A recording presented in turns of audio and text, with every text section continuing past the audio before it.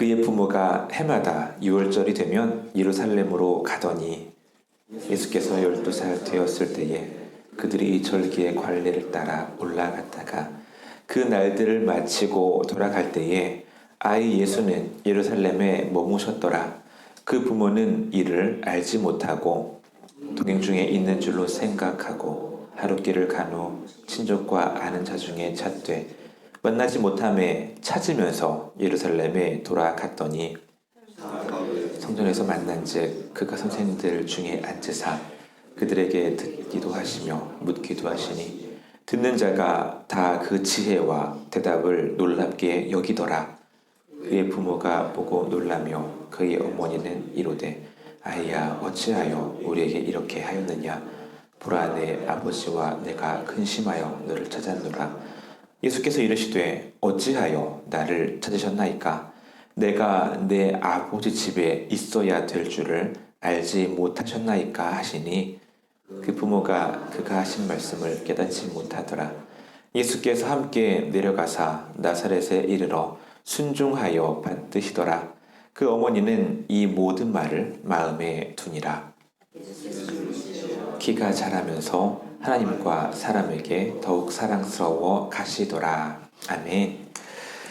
우리는 마태, 마가, 누가, 요한복음 이렇게 사복음서를 통해서 예수님께서 어떠한 삶을 사셨는지를 알 수 있습니다. 그런데 모든 복음서의 내용이 예수님의 공생에 집중이 되어 있어요. 그 중에서도 특별히 마지막 7일 예수님께서 예루살렘에 입성하시고 십자가에 달리시고 부활하시기까지의 기간을 아주 상세하게 다룹니다. 그에 비해 예수님의 어린 시절에 대해서는 아는 바가 거의 없죠. 오늘 본문이 유일한 본문일 겁니다. 예수님께서 12살 때의 일입니다. 당시 소년이었던 예수님께서 12살 때 6월절 절기를 지키기 위해서 부모님을 따라 예루살렘에 가셨습니다. 유대인들은 12살이면 이제 성인으로 준비를 하고 여러 행사에 참여를 한다고 해요. 우리가 볼 때 12살이면 어린 나이지만 유대인들에게는 12살이면 슬슬 어른으로서의 준비를 하는 나이인 것 같아요. 갈릴리 주변에 살던 어린 예수님이 이제 어른을 준비하며 예수님을 따라서 당시 종교 행정의 중심지였던 예루살렘으로 갔습니다. 사실 상당히 들뜬 그리고 흥분되는 그런 길이었을 거예요. 제가 지방 시골 살았거든요. 명절이나 혹은 특별한 일이 있어서 서울 갈 일이 1년에 한두 번 있었는데 굉장히 들떴던 기억이 납니다. 더구나 당시에는 교통수단이 좋지 않았겠죠. 지방에서 갈릴리 먼 곳에서 예루살렘을 간다는 것은 엄청난 일이었을 겁니다. 예루살렘에서 성전에서 예배도 드리고 율법도 배우고 각지에서 온 다양한 사람들도 만났습니다. 좋은 시간을 보내고 요셉 가족이 집으로 돌아갑니다. 그런데 이제 저녁이 되어서 이제 좀 쉬어야겠다고 봤더니 이 당시 아이였던 예수님이 안 보입니다. 물론 지금 상황이라면 아니 어떻게 부모님이 아이를 이렇게 관리했나 싶기도 할 텐데 당시는 충분히 그럴 수 있습니다. 왜냐하면 요셉의 가족만 이제 간 것이 아니고요.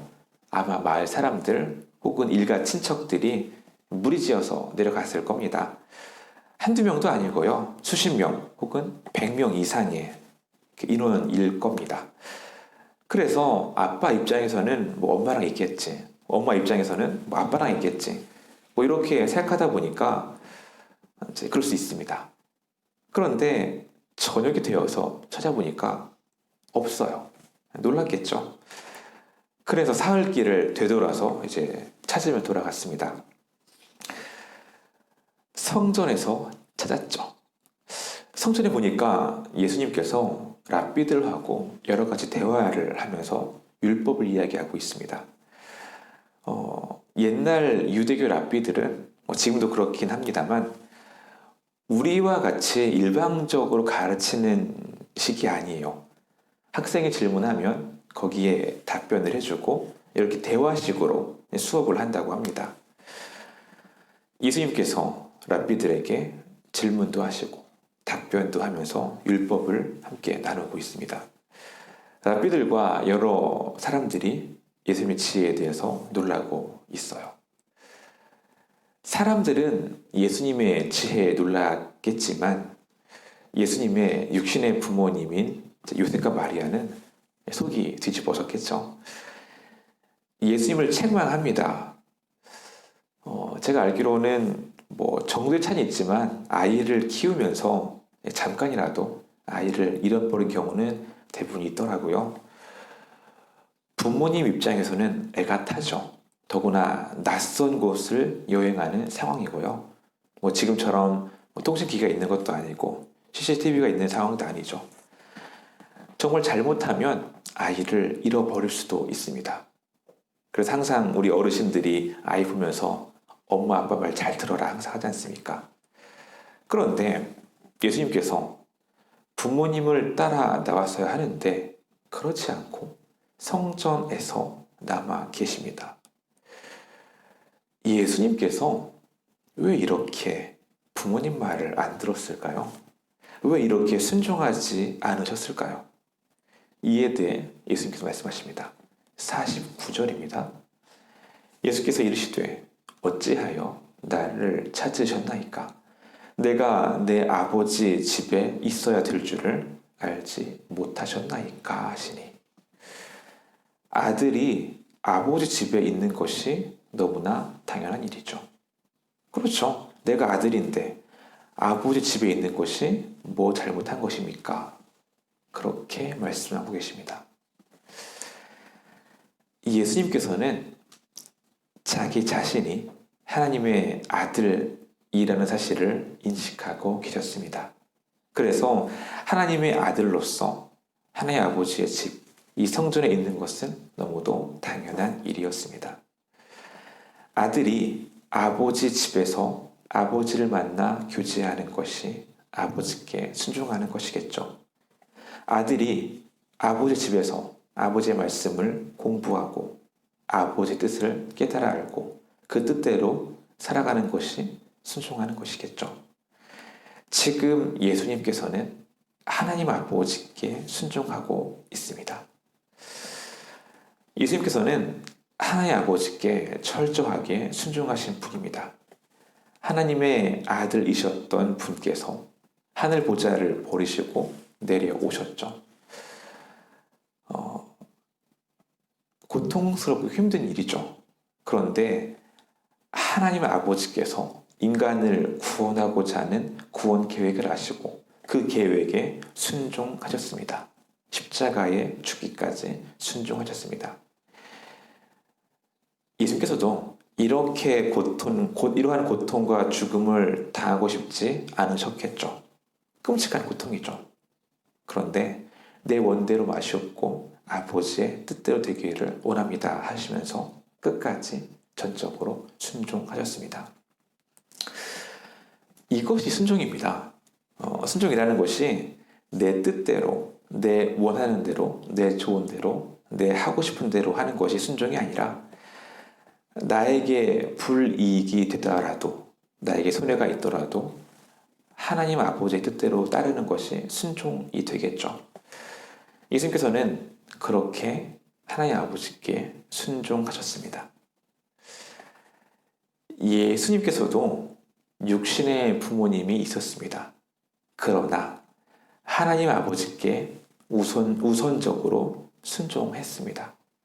12살이면 이제 부모님 따라서 갈릴리 집으로 돌아가야 한다는 것을 알 나이죠. 그러나 그 이전에 하나님 아버지께 순종하십니다. 이것이 순종이에요. 우리가 신앙생활을 하면서 순종해야 한다고 배우지 않습니까? 순종하는 삶, 순종하는 사람이 되기를 바랍니다. 그러나 그렇다고 해서 우리가 아무에게나 내내 하면서 순종하는 것이 순종이 아니죠. 2차 세계대전 중에서 유대인 수백만 명을 이제 가스실에서 죽인 아이히만이라는 사람이 있습니다. 어떤 사람이냐면 국가에 순종하는 착실한 공무원이었습니다. 그가 그가 전쟁 후에 재판에서 말합니다. 나는 상관이 시키는 대로 했다. 나는 국가에 충성하는 평범한 공무원이고 나는 내 일을 열심히 했을 뿐이다. 순종적인 공무원이었죠. 그것이 순종입니까? 아니죠.